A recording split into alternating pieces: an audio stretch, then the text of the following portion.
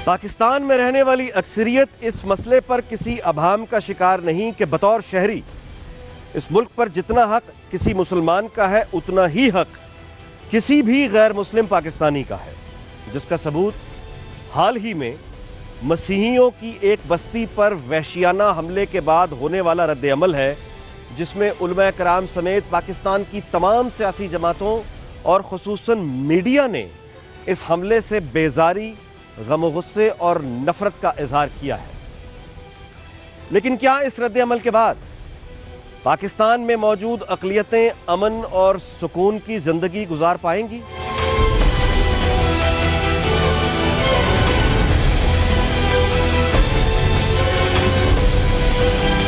ये दुरुस्त है कि बतौर पाकिस्तानी हम सब मुसलसल हमलों और धमाकों की जद में हैं और अमनो अमान की सूरत हाल भी अक्सरियत के लिए एक ही जैसी है।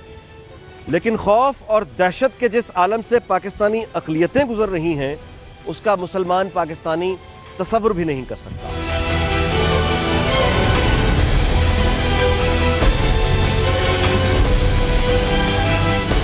अपने हकूक की जंग लड़ने के लिए ये अक़लियतें किसी बड़ी सियासी जमात का हिस्सा क्यों नहीं बनती? पाकिस्तान की तमाम काबिल जिक्र सियासी जमातों की मरकजी क़यादत में अक़लियतों का वजूद दिखाई क्यों नहीं देता? और सबसे बढ़कर ये कि ताकत और फैसलों के मराकज़ में पाकिस्तानी अक़लियतों का मकाम क्या है? आज हम इसकी तलाश करें।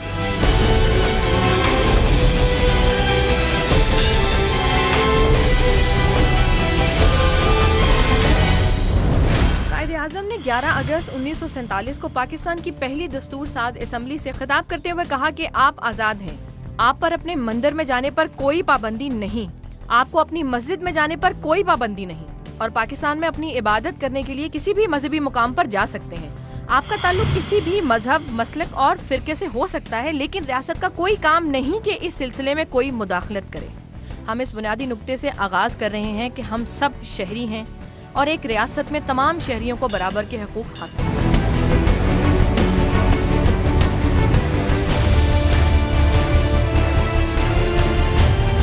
मैं समझती हूँ कि बड़ा आइसोलेट हमने माइनॉरिटीज़ को कर दिया है और ये जब से हमने सेपरेट इलेक्ट्रेट का सिस्टम शुरू किया ज़िया-उल हक के ज़माने से, तब से वो ज़्यादा आइसोलेट हुए और माइनॉरिटीज़ के अंदर यूँ क्रैक्स आए कि उनमें से जो एलीट क्लास है जो कि इलेक्शन के टिकट ये ले सकती है वो तो खुश है सेपरेट इलेक्ट्रेट से, घर बैठ के वो जीत जाते थे, मगर जो आम बंदा था उसकी जो रसवाई थी वो अपने जो वहाँ के हल्के के जो उम्मीदवार है उस तक नहीं होती थी।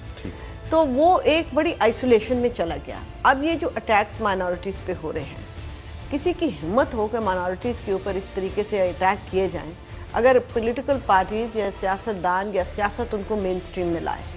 पॉलिटिकल पार्टीज़ अपने लोगों को जब तहफ़्फ़ुज़ नहीं देंगी, क्यों ना खड़ा करें वो माइनॉरिटीज़ का कोई भी औरत या आदमी मेन स्ट्रीम इलेक्शंस में, और अगर उसके ख़िलाफ़ कोई कुछ करता है तो पूरी पार्टी उस पर पोजीशन दे। जब उनकी बैकिंग ही नहीं होगी तो वो बेचारे कहाँ अकेले कैसे अपने आप को प्रोटेक्ट करें?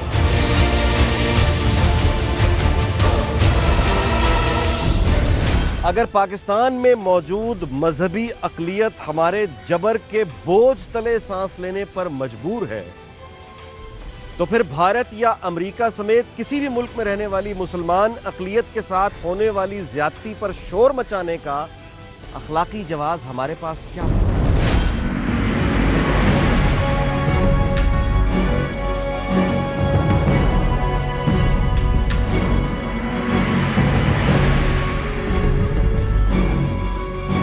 अक़लियतों की भी अपनी प्रॉब्लम थी कि वो अपने गेटो से निकलकर वो अपना मेन स्ट्रीम में नहीं आए। उसकी वजह ये भी है कि अंग्रेज़ों ने सेपरेट इलेक्टोरेट करके उनको सेपरेट कर दिया। उनका तो मंशा फ़र्क था, उनका मंशा ये था कि हम इनको डिवाइड रखें और फिर रूल करते रहें। लेकिन पाकिस्तान बनते ही हज़रत कायद-ए-आज़म मोहम्मद अली जिन्ना ने the first address to the first constituent assembly को जो दिया, उसमें ये सारी चीज़ें मिटा दी। उन्होंने कहा we cease to be Muslim from today, we cease to be Hindu from today, not from a religious point of view, that is a personal faith. ठीक है, लेकिन फ्रॉम ए पॉलिटिकल पॉइंट मैं सोचता हूं कि इससे खूबसूरत बात को हो नहीं सकती थी। Over the years successive governments ने ऐसी ऐसी कॉन्स्टिट्यूशनल अमेंडमेंट ले आए हैं जिसमें कॉन्स्टिट्यूशन के अंदर डिस्क्रिमिनेशन पैदा कर दी।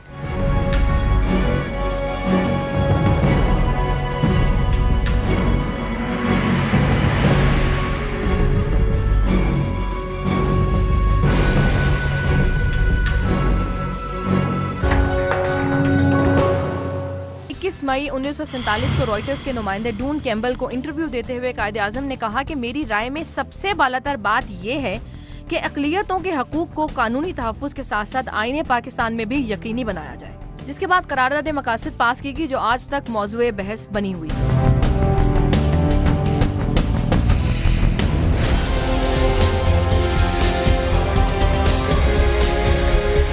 कम से कम 47 ऐसे नेशनल असम्बली के हल्के हैं पंजाब में जहाँ पे हमारा 20,000 से ज़्यादा वोट है और उसको हम A1 कैटेगरी में लेते हैं। और फिर हमारे तकरीबन कुछ 56 हल्के ऐसे हैं 148 हल्कों में से नेशनल असम्बली के पंजाब में जो है कि जिनमें हमारा वोट 10,000 से 20,000 के दरमियान में है।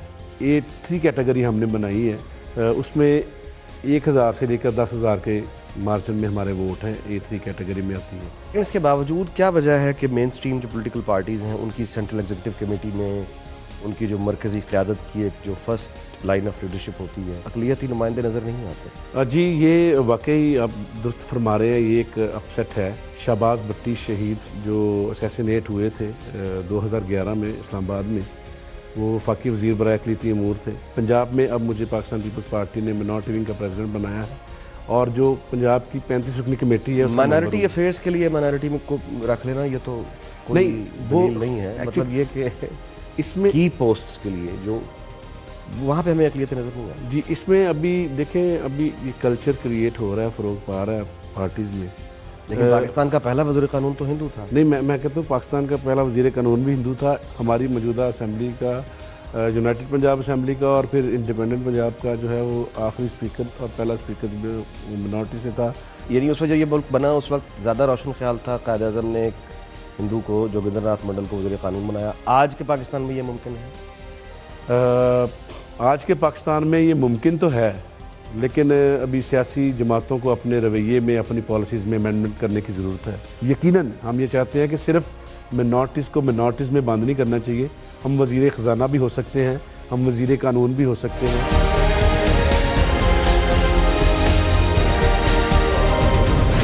मकासद के हक में लियाकत अली खान ने 7 मार्च 1949 को ये कहा कि ये बात काफी हद तक दुरुस्त है कि ये करारदाद मैकियावेलिन की रियासत के हवाले से आइडियाज से मुतसादिम है, जिसके मुताबिक रूहानी और अखलाकी इक़दार का रियासत के अमूर से कोई ताल्लुक नहीं होता। मगर हम इस बात पर यकीन रखते हैं कि रियासत के अमूर इस्लामी तालीमात के मुताबिक चलाए जाएंगे जिनमें रूहानी और अखलाकी इक़दार को फ़ौक़ियत हासिल होगी।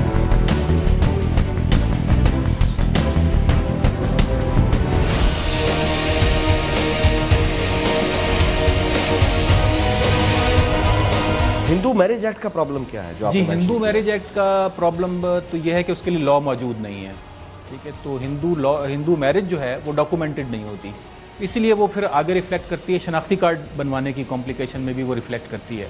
तो अभी भी जो इलेक्शन कमीशन ने जो अभी कुछ दिन पहले ही जो लेटेस्ट जो वोटर्स के लिस्टें जारी की हैं, जो 27 फरवरी 2013 तक की हैं, डिस्ट्रिक्ट वाइज जो डाटा उन्होंने जारी किया है, उसमें भी अगर आप देखें तो मैं देख रहा था कि थरपारकर वाली साइट पे जो 2002 की निस्बत भी बहुत ज़्यादा कम हो गए हैं वोटर अब जो हैं, क्योंकि अब ये पहली दफ़ा है कि वोटर जो है वो आप शनाख्ती कार्ड की बुनियाद पे लिस्टों में ऐड कर रहे हैं।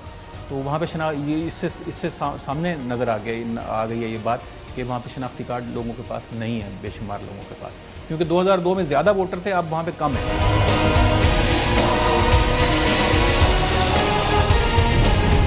अक़लियती मेंबरान ने करारदाद मकासद से इख्तलाफ भी किया। प्रोफेसर राजकुमार चक्रवर्ती 8 मार्च 1949 को खिताब करते हुए कहते हैं कि इस करारदाद मकासद के मुताबिक खुदा ने अपनी हुक्मरानी का इख्तियार पाकिस्तान के लोगों के जरिए रियासत पाकिस्तान को दिया है। पहले लोग आते हैं, फिर रियासत, जबकि एक रियासत को लोग ही बनाते हैं, लोग ही लेकर चलते हैं और लोग ही इस पर हुकूमत करते हैं। ये आज की हकीकत है। मगर जो अल्फाज दिबाचे में इस्तेमाल किए गए हैं, इससे ये मतलब निकलता है कि जो रियासत वजूद में आ जाएगी तो वही सब कुछ होगी, जबकि रियासत लोगों की इज्तिमाई ख्वाहिश का नाम है।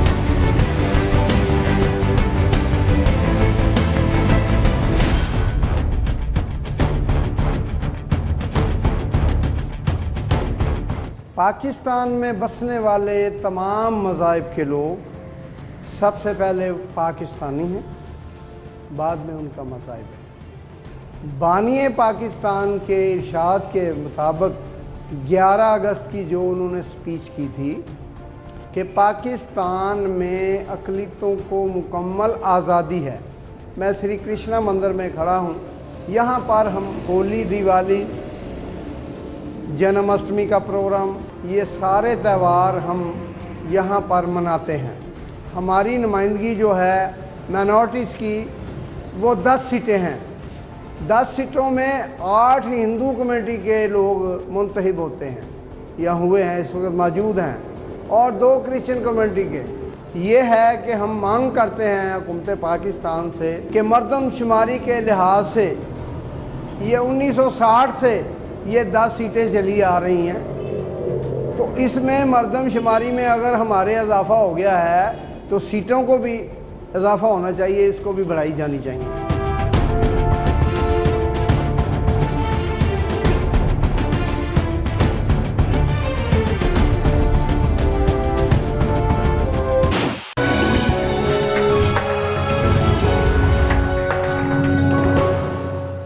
भूपेंद्रा कुमार दत्ता ने 8 मार्च 1949 को खिताब करते हुए कहा, ये हो सकता है कि यन शिकाय और बच्चा सका जैसे सियासी मुहिमजू लोगों को अपनी ख्वाहिश और इख्तियार को इस रियासत पर नाफिज करने का मौका मिल जाए और कल को वो इस दिबाचे से लोगों और रियासत के ऊपर हुक्मरानी करने का जवाज हासिल कर सकता है।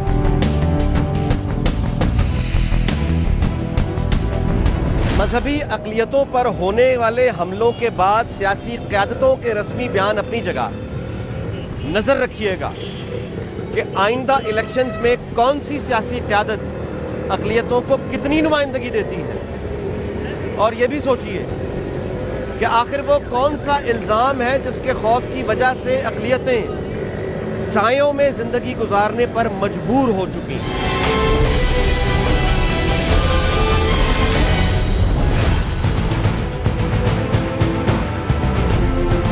पाकिस्तानी सिख एक एजुकेशन के लिहाज से बहुत पीछे हैं। उसकी भी एक वजह है कि जब 47 हुआ उससे बहुत बड़ी तादाद जो है वो पंजाब से उठकर चली गई इलाका गैर में, फाटा एरियाज़ में, वहाँ चली गई। वहाँ से जब वापस आए हैं तो यहाँ पे हालात बहुत ज़्यादा चेंज है, और वहाँ से वापसी आते हैं तो उसके लिए ज़रूरी है कि शनाख्ती कार्ड का होना। इलाका गैर में अभी तक शनाख्ती कार्ड प्रॉपर वे से नहीं मिला, ख़ास करके सिख मर्दों के पास फिर भी थोड़े बहुते हैं, सिख औरतों के पास तो बिल्कुल ही नहीं है। जो जेन्युइन रूप है सिख का वो आपको कभी भी असम्बली में नहीं मिला। इसकी बड़ी कमज़ोरी एजुकेशन का ना होना, और पाकिस्तान की जितनी भी सियासी पार्टियों तक जो सबसे कम मिनॉरिटी है वो सिख है, उसकी रसाई ना होना।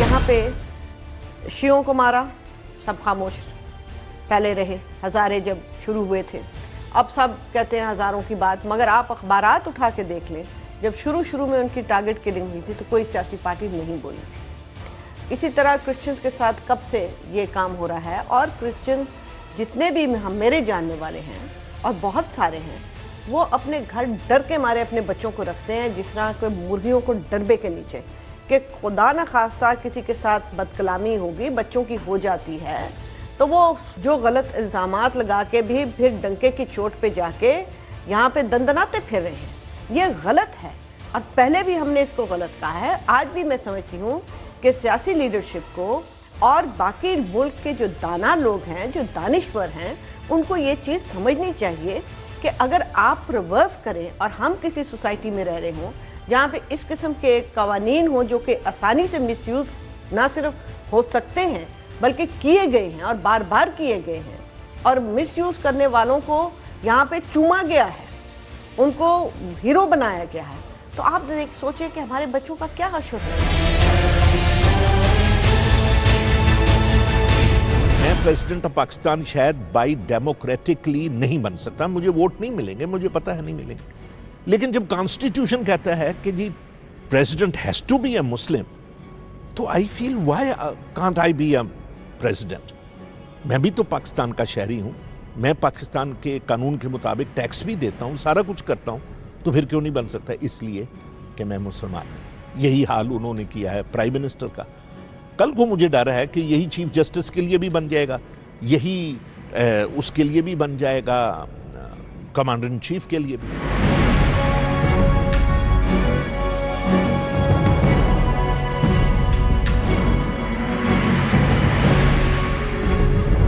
तसव्वुर पाकिस्तान के खालिक अल्लामा मोहम्मद इकबाल ने बतौर मुसलमान दीगर मज़ाहिब के मानने वालों को कितनी इज्जत बख्शी, और बतौर शायर उन्होंने समाजी हम आहंगी का दर्स किस तरह से दिया। पूछते हैं उनके साहबजादे डॉक्टर जावेद इकबाल।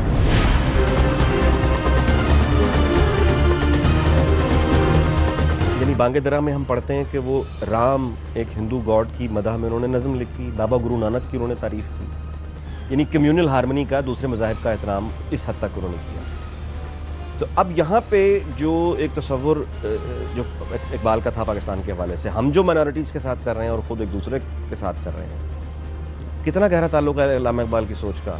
मैं तो अर्ज़ कर रहा हूँ कि हमने अल्लामा इकबाल और कायदे आज़म का रास्ता छोड़ दिया हुआ है। ये मुल्क जिस तरफ जा रहा है ये उनका बताया हुआ रास्ता नहीं है। अल्लामा इकबाल ने तो फरमा रखा है कि इस्लाम का असल मकसद रूहानी जमहूरियत का क़याम है, और रूहानी जमहूरियत के जिस वक्त ज़िक्र करते हैं तो उनके ज़हन में मिसाक मदीना है। मिसाक मदीना वो आइन है जो हज़ूर सल्लल्लाहु अलैहि वसल्लम ने रियासत मदीना में नाफिज किया था, और रियासत मदीना वादी हिजाज थी, उसमें यहूदी भी थे, मसीही भी थे, मुसलमान भी थे और काफिर भी थे, सबको उम्मतुल वाहिदा करार दिया। अल्लामा ने तो अपने अशार में भी कह रखा है कि अगर हो इश्क तो है कुफ्र भी मुसलमानी, और काफिर भी तो खुदा की ही मखलूक हैं, अहले किताब को तो छोड़ दें। अच्छा, उसमें फरमाते हैं शेरों में कि अगर है इश्क तो है कुफ्र भी मुसलमानी, ना हो तो मर्द मुसलमान भी काफिर व ज़ंदीक। तो आप तो खुद ही काफिर बन रहे हो, आप तो खुद ही ज़ंदीक बनते जा रहे हो। ये इकबाल का रास्ता तो नहीं है, ना जना का रास्ता है।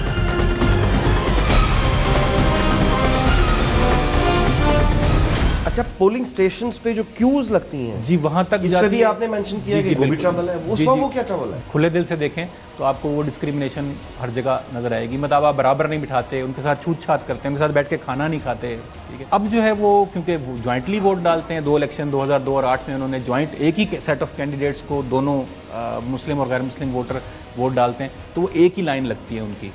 जब एक लाइन लगती है तो बहुत सारे जो अहले ईमान हैं उनको प्रॉब्लम हो जाती है कि भाई ये मेरे आगे छूत छात वाला बंदा खड़ा है, ठीक है, तो वो उस पर एतराज़ करते हैं।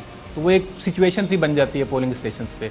और क्योंकि ज़ाहिर है कि प्रिजाइडिंग ऑफिसर और पोलिंग स्टाफ भी इसी सोसाइटी से गया हुआ होता है, तो वो भी आम तौर पे उसको रेजिस्ट नहीं करते, उसकी कोई अरेंजमेंट ढूंढने की कोशिश करते हैं कि उनकी लाइन अलग करवा दी, उनको अलग करके कह दिया कि जी आपका वोट जब ये सारे डाल लेंगे, ये अशराफ सारी जब डाल लेगी तो फिर उसके बाद आपकी बारी आएगी, फिर आपकी लाइन लगवा देंगे, तो अभी आप वहाँ बैठे नीचे जाके।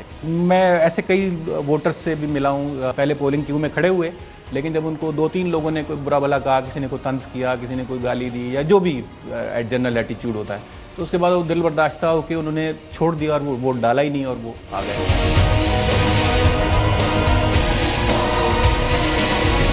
सिस्टम ज़रीफ़ी ये है कि अभी किसी भी हॉस्पिटल में हमारे लोग जाते हैं ना, जब नॉन मुस्लिम्स, तो दवाइयाँ फ्री मिलती हैं, लेकिन हमारे जब पता चले ना कि क्रिश्चियन है तो वो मेडिसिन नहीं देते। वो कहते हैं कि जो फ्री मेडिसिन जो है वो ज़कात के फ़ंड से आती है, तो लिहाजा ज़कात का फ़ंड जो है वो गैर मुस्लिमों के लिए जो है वो इस्तेमाल नहीं किया जा सकता। कि अगर एक गरीब मरीज़ जो है वो तड़प रहा है तो उसको नहीं दी जा सकती मेडिसिन सरकारी अस्पतालों में, क्योंकि वो मुसलमान नहीं है। क्योंकि वो मुसलमान नहीं है। हम ये समझते हैं कि अगर तो वो किसी मजहबी इस्लामी जमात का हो तो वो अपना पॉलिसी बना ले, या प्राइवेट सेक्टर में, लेकिन ये गवर्नमेंट हॉस्पिटल्स में अगर ये ऐसी है तो ये देख लें कि क्या लेवल है डिस्क्रिमिनेशन का। इसके अलावा वोकेशनल ट्रेनिंग इंस्टीट्यूट है जिसमें बच्चों को हुनर सिखाने के जो है वो काम किए जाते हैं। नॉन मुस्लिम बच्चा जब उधर एप्लीकेंट होता है तो उसको एडमिशन नहीं मिलता। जब हम उसकी लॉजिक पूछते हैं तो वो कहते हैं कि जी वोकेशनल ट्रेनिंग इंस्टीट्यूट का जितना भी सारा पैसा है, फ़ंड है, वो ज़कात के फ़ंड से आता है, लिहाजा उधर भी यही लॉजिक पेश किया जाता है कि गैर मुस्लिम बच्चा जो है वो ज़कात के फ़ंड से मुस्तफ़ीद नहीं हो सकता। फिर मैंने एक करारदाद जमा कराई जिसको नहीं लिया गया, टेबल नहीं किया गया कि आप इसमें स्पेशल फ़ंड एलोकेट कर दें, कंपनसेट कर दें, क्योंकि हम मजहबी बहस में नहीं पढ़ना चाहते। लेकिन ये तो हमारा हक़ है, ये कोई भी हुकूमत जो है वो इस मद में फ़ंड एलोकेट करे ताकि यहाँ पर रहने वाले गैर मुस्लिम बच्चे जो है वो भी आला तालीम से भी और जितने भी हुनरमंद पेशा वराना तालीम है उसको हासिल कर सकें।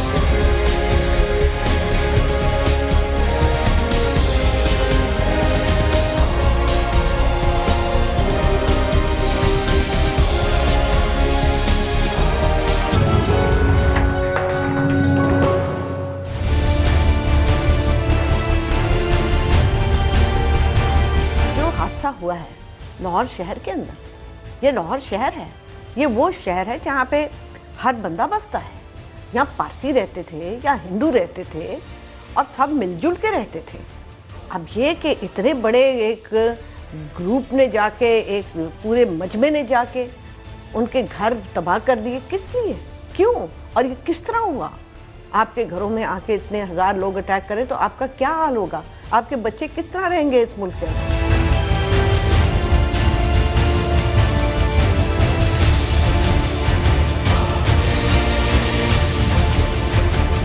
अब पाकिस्तानी सिखों की तादाद तकरीबन 40,621 है, जबकि नादरा के वोट्स अगर देखें और जितने शनाख्ती कार्ड बने हुए हैं उसके मुताबिक ये है 5258, यानी सिर्फ 5,200 जो है वो हमारे रजिस्टर्ड जो हैं वो NIC हैं।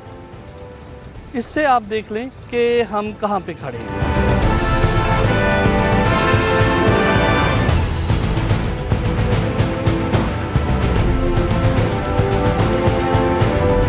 मैं आपको बताऊं, मैंने 80 में बिशप बना। वेरी फर्स्ट क्रिसमस जो मैंने लाहौर में यहाँ बिशप बनने के बाद किया, मैंने अलहमरा आर्ट काउंसिल के हॉल में सेलिब्रेशन ऑफ क्रिसमस की। बस्तियों से दूसरे लोग, सादे क्रिश्चियन आए, कहने लगे ये हम भी आ सकते हैं सिर्फ। मैंने कहा क्यों नहीं आ सकते, ये हम सब के लिए। तो कहने लगे अच्छा हम सोचते थे ये सिर्फ मुसलमानों के लिए। मैंने कहा वाह। मैंने उनको कहा कि अपनी बिजनेसेस शुरू करो। लेकिन अब फिर क्या होता है बिजनेसेस शुरू करने से, ब्लास्फेमी लॉ आ गया। दर्जनों ऐसे हैं। अब कराची में एक चूड़ियां बेचने वाला, उसके साथ और थी, सम और दी अदर, उसकी बिजनेस अच्छी चल गई, उन्होंने उस पर ब्लास्फेमी लगा दिया, वो छोड़ छाड़ कर भाग गए। अब रोज़ों के अयाम में जब अफ्तारी के ऊपर पकौड़े बड़े बिकते हैं, लेकिन कोई क्रिश्चियन पकौड़े बनाने वाले से वो लेते नहीं, वो कहते हैं नहीं तो ये तो वो क्रिश्चियन, वो एक नफरत फैलाते हैं, डिस्क्रिमिनेशन करते हैं।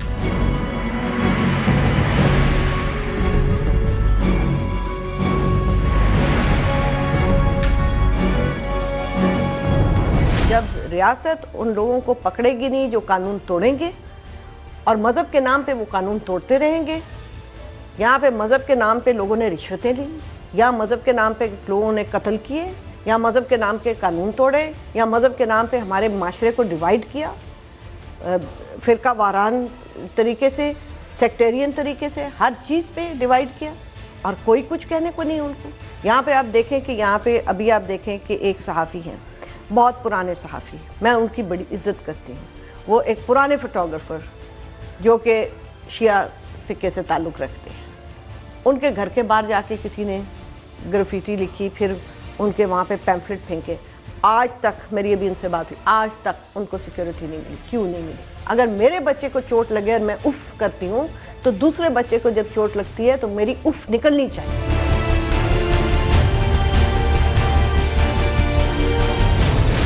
क्या ये मुमकिन है कि पाकिस्तान की किसी बेहतरीन यूनिवर्सिटी में तलबा का इलेक्शन हो और जीतने वाला ना मुसलमान हो और ना पाकिस्तानी हो, और मुकामी वोट लेकर वो सदर बन जाए? इस सवाल का जवाब मैं नहीं जानता। लेकिन बरतानिया की तारीखी अजीम दरसगाह कैम्ब्रिज यूनिवर्सिटी में स्टूडेंट्स की एक यूनियन का मुंतखब होने वाला सदर अंग्रेज क्रिश्चियन नहीं, फैसलाबाद से ताल्लुक रखने वाला एक पाकिस्तानी मुसलमान नौजवान है।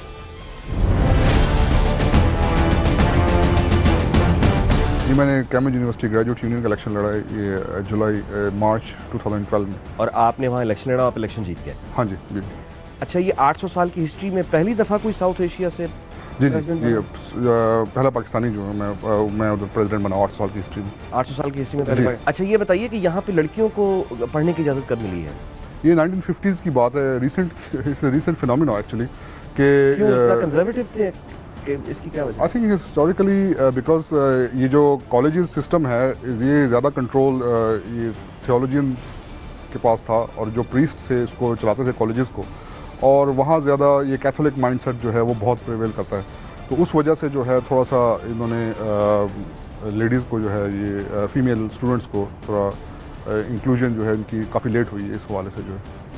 अच्छा, अब 1950 तक 800 साल की हिस्ट्री, 750 साल तक या 740 साल तक जिस यूनिवर्सिटी में एक लड़की को भी फीमेल को यानी इजाज़त नहीं है, वो सिर्फ 60 साल में यहाँ पहुँच गए हैं कि उन्होंने आपको इलेक्ट कर लिया एक पाकिस्तानी ओरिजिन के, आप उनके प्रेसिडेंट बन गए। आपके वोटर्स जो हैं सारे ज़ाहिर अंग्रेज़ थे? Obviously they are mix of majorities. हाँ जी, मेजॉरिटी अंग्रेज़ आप कह सकते हैं। आपको ये हक दे रहे हैं कि आप न सिर्फ वहाँ पढ़ें बल्कि आप वहाँ सियासत करें और वहाँ उनको आप रिप्रेजेंट करें, प्रेसिडेंट बने। हमारे यहाँ आते हैं, यहाँ आप ऐसी कोई बात होते देखते हैं किसी और मुल्क का लड़का आकर स्टूडेंट पढ़ता है जिसका मज़हब भी कुछ और है, जिसका ताल्लुक भी कौमियत नहीं है, वो आकर यहाँ पे एक यूनिवर्सिटी में इलेक्शन लड़े और प्रेसिडेंट बन जाए?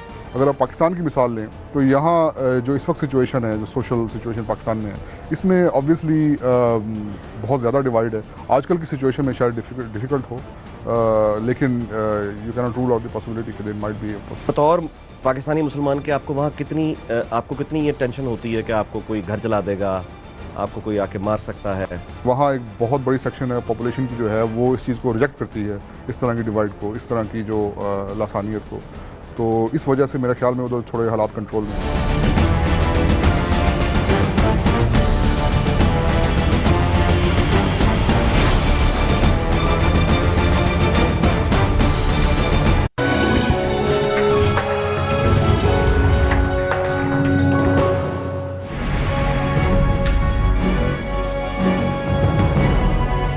जो लोग यूनिवर्सिटीज़ में पढ़ाते हैं, दो एक प्रोफेसर्स ने मुझे बताया कि जब वो पढ़ाते हैं और स्टूडेंट्स की मर्जी के मुताबिक वो मार्किंग नहीं करते तो वो उनको थ्रेट भेजते हैं। एक बंदे ने तो मुझे बाकायदा दिखाया था मैसेज उसके टेलीफोन पर कि ये उन्होंने कहा कि हाँ भाई ज़रा बाज आ जाओ वरना ब्लास्फेमी लगा देंगे।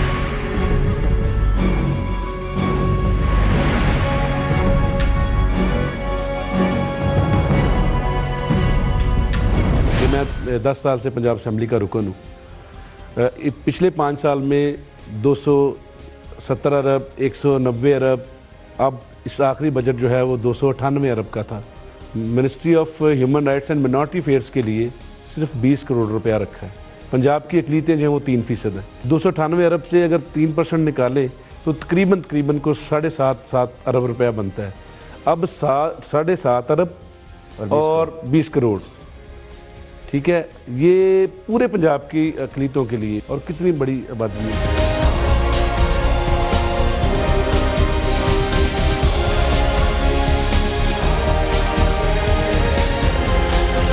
अगर आप इसका मुकाबला इंडिया से कर लें, ठीक है, जैसे अगर आप इसका मुकाबला उत्तर प्रदेश से करें जहाँ पे तकरीबन 18% हैं मुसलमान, ठीक है, वहाँ पे स्विंग वोट जो है मुसलमानों का वो पार्टियों की किस्मत बनाता है और बिगाड़ता है। फिर आप ये देखें कि वहाँ पे तकरीबन 60 जो हैं वो मुसलमान मेंबर जो हैं वो जनरल सीट्स पे, रिज़र्व सीट्स पे नहीं, जनरल सीट पे जीत के गए, और तकरीबन इतने ही जो मुसलमान हैं, इससे ज़्यादा शायद 60-70 के करीब जो हैं वो रनर अप रहे हैं।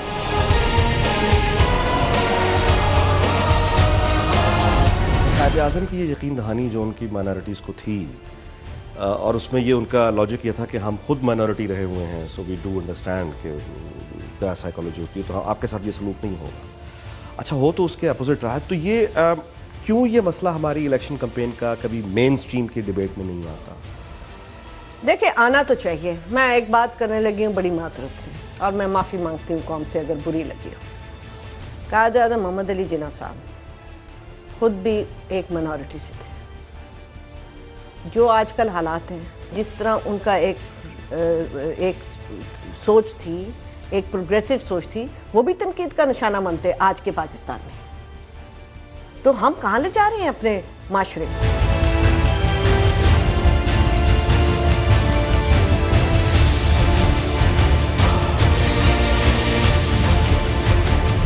मसला हुआ है जो बदामी बाग का, तो उसमें उसके ऊपर इतने अच्छे और खूबसूरत पैगामात लिखे हैं, अफसोस भी किया है, सारा कुछ किया है। अभी कम से कम 40 मौलवी साहबान मेरे पास आए थे जिन्होंने अफसोस का इजहार किया, और उन्होंने फिर मेरे साथ मिलकर प्रेस कॉन्फ्रेंस भी की है। ये बातें हैं, लेकिन चंद लोगों ने पकड़कर पाकिस्तान को यरगमाल बनाया हुआ है। असल में उन लोगों की बात यह है कि वो पावर गेन करना चाहते हैं। किसी हुकूमत ने मसीहों के मसाइल सीरियसली हल करने की कोशिश ही नहीं की।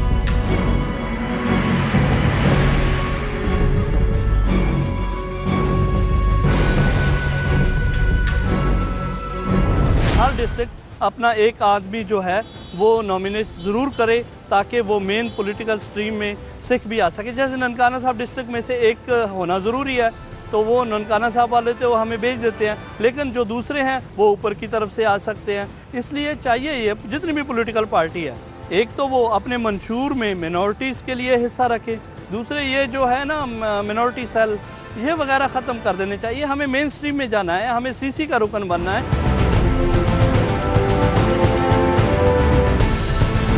प्यार करने से प्यार बढ़ता है और नफरत करने से नफरत बढ़ती है, और इस नफरत की दीवारों को गिराकर प्यार की फिजा को बुलंद करें।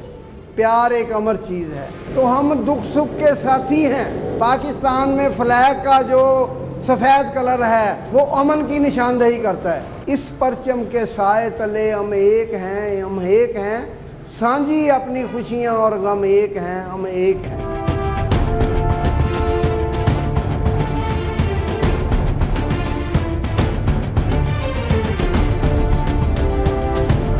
लक्ष्मी ला तो मौजूद है और ठीक है, लेकिन किस तरह से इंश्योर किया जाए कि इसे कोई एक फिरका दूसरे के खिलाफ इस्तेमाल ना कर सके? असल में बात ही है कि यहाँ भी मैं समझता हूँ कि हमें अल्लामा इकबाल की तजवीज़ पर अमल करना चाहिए। उस ज़माने की बात है जब वो वाक़या हुआ था इल्मदीन का, इल्मदीन शहीद का वाक़या हुआ था, तो उस वक्त अल्लामा साहब ने ये तजवीज़ दी थी कि कानून जो बनाया जाए, उस वक्त तो कोई भी कानून नहीं था, जो कानून बनाया जाए वो हो तौहीन बानियान अदियान, हर मज़हब के जो भी बानी है उनकी तौहीन करना मूजब सज़ा हो। यानी ये ब्लास्फेमी लॉ फिर सिर्फ ब्लास्फेमी लॉ को आप चेंज करें सबके लिए, सबके किसी भी मज़हब की तौहीन करने वाला जो है उसको सज़ा दी जाए, ताकि इसको गलत तौर पर इस्तेमाल न किया जाए।